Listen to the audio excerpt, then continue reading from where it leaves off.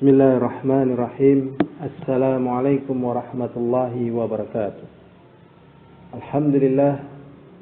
Alhamdulillahilladzi arsala rasulahu bil huda wa dinil haqq yuzhirahu 'ala dini kullihi wa kafa billahi shahida. Allahumma shalli wa sallim 'ala Muhammadin wa 'ala alihi wa ashabihi wa man tabi'ahum bi ihsanin ila yaumiddin wa ba'd. Saudara-saudaraku yang dimuliakan oleh Allah Subhanahu wa ta'ala, di antara pelajaran yang penting dalam kehidupan kita adalah kita mampu mendudukan perkara yang tidak menyenangkan dalam hidup kita itu menjadi perkara yang mendatangkan keridhaan Allah Subhanahu wa ta'ala. Karena sesungguhnya bukan hanya kenikmatan yang akan datang kepada manusia, tetapi akan datang pula kepadanya adalah musibah-musibah. Maka barang siapa yang menjumpai dalam hidupnya adanya musibah, maka ada beberapa cara yang dengan cara ini semoga kita termasuk menjadi golongan orang-orang yang beruntung walaupun dalam keadaan menjumpai musibah. Cara yang pertama adalah meyakini bahwasanya musibah dan kenikmatan sudah tercatat di Lauhul Mahfuz. Allah Subhanahu wa ta'ala berfirman di dalam surat Al-Hadid ayat 22 dan juga 23, ma asaba min musibatin fil ardi wala fi anfusikum illa fi kitabim min qabli an nabra'aha inna dzalika 'ala Allah yasir likala ta'saw 'ala ma fatakum wa la tafrahu bima atakum wallahu la yuhibbu kulla mukhtalin fakhur. Allah SWT mengatakan apa saja yang menimpa kalian dari musibah baik di bumi ataupun pada diri kalian, kecuali semuanya telah tercatat sebelum perkara itu terjadi, yaitu tercatat di Lauhul Mahfuz 50.000 tahun sebelum diciptakan langit dan bumi.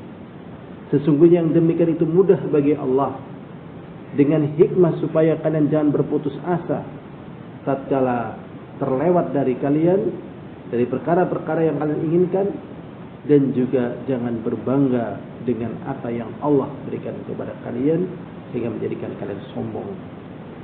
Wallahu la yuhibbu kulla mukhtalin fakhur, dan Allah SWT tidak suka setiap orang yang membanggakan diri lagi sombong.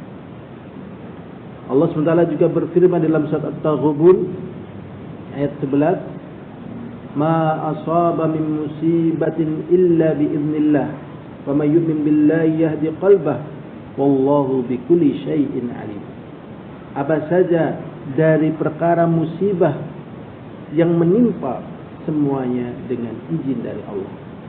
Dan barang siapa yang beriman kepada Allah, maka Allah akan memberikan petunjuk ke dalam hatinya, memberikan petunjuk bahwasanya perkara tersebut dengan izin dari Allah, dengan qada dan qadarnya.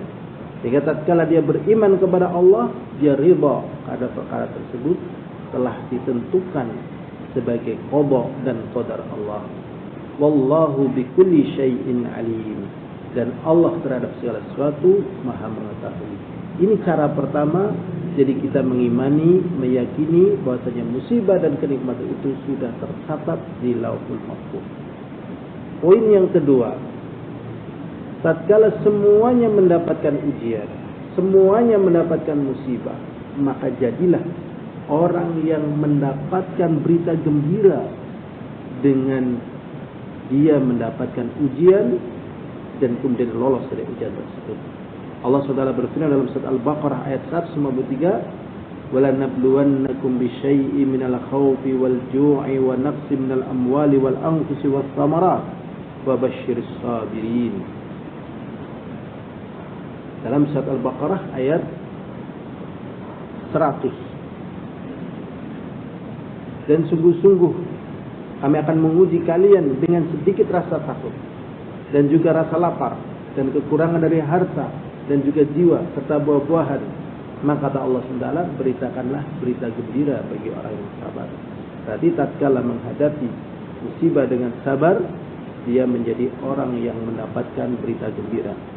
Dalam surat Al-Baqarah ayat 103 Allah mengatakan, ya ayyuhalladzina amanu ista'inu bis-sabri was-shalah innallaha ma'as-sabirin.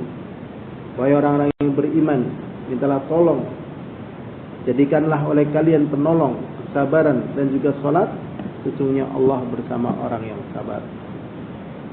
Berarti di sini ada yang mendapatkan berita gembira dengan musibah, ada yang bersama Allah tatkala mendapatkan musibah, ada yang orang-orang yang mendapatkan pahala tanpa hitungan tatkala mendapatkan musibah, maka jadilah menjadi golongan yang mendapatkan gembira tatkala mendapatkan musibah, yaitu menjadi orang yang sabar.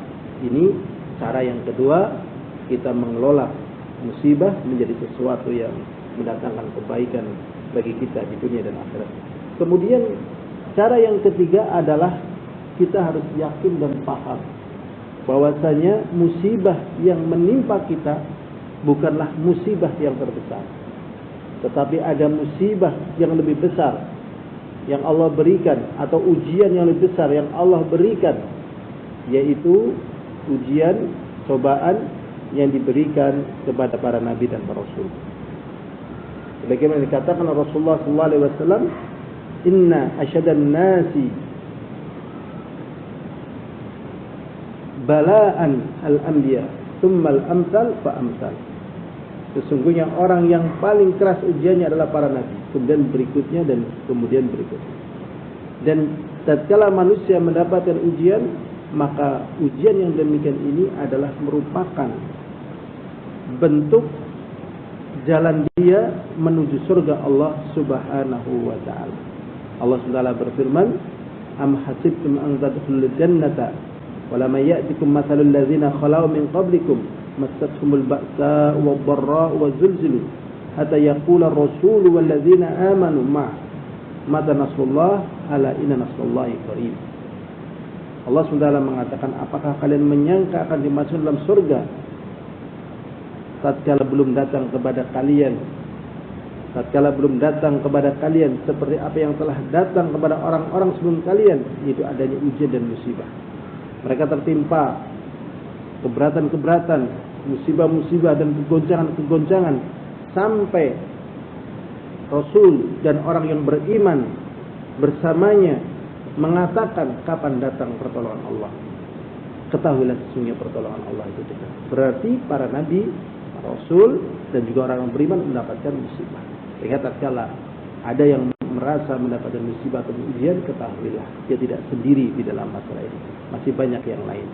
Dan juga dia tidak dalam keadaan terhina, karena sesungguhnya ini bisa jadi adalah cara untuk Allah mengangkat diri kita masing-masing tatkala kita melewati musibah-musibah tersebut dengan keimanan terhadap qada dan qadarnya, dan juga ridha terhadap qada dan qadarnya, dan juga berharap pahala dengan menjalani musibah, dihadapi dengan kesabaran, dihadapi dengan tawakal, dihadapi dengan niatan-niatan untuk bisa lebih baik di hari kemudian. Maka ini adalah cara yang semoga bisa membantu kita tatkala mendapatkan musibah, mengurangi perkara-perkara yang kadang membawa mudarat dalam keadaan mendapatkan musibah. Maka jadilah orang-orang yang mendapatkan musibah tetapi dia mendapatkan keutamaan sabar, keutamaan pahala dan keutamaan yang lainnya, karena sesungguhnya tidak akan mungkin dalam kehidupan manusia pasti akan menjumpai apakah kenikmatan ataukah musibah. Wallahu a'lam bishawab. Wassalamualaikum warahmatullahi wabarakatuh.